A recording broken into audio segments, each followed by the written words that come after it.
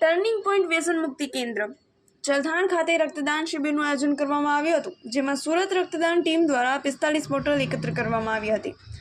14/2/1996ના રોજ પુલવામા કાશ્મીરમાં આતંકવાદી હુમલામાં શહીદ 46 શહીદ જવાનોને શ્રદ્ધાંજલિ આપવા સુરત રક્તદાન કેન્દ્રના સહયોગથી ચલથાણ કુમાનસિંહ કી વાડી પાસે આવેલ RK ફાર્મમાં ટર્ન પોઈન્ટ વ્યસન મુક્તિ કેન્દ્ર ખાતે રક્તદાન શિબિરનું આયોજન કરવામાં આવ્યું હતું, જેમાં બપોરે 2 વાગ્યા સુધી 45 બોટલ રક્ત એકત્ર કરવામાં આવ્યું હતું।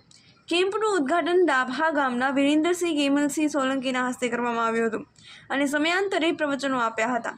આ ઉપરાંત વ્યસન મુક્તિ કેન્દ્રના સ્થાપક અમિત કરક, સંચાલક સુરેશ પટેલ, સાંઈ સાવંત અને પ્રણવ જોશીની હાજરીએ કાર્યક્રમને સફળ બનાવ્યો હતો।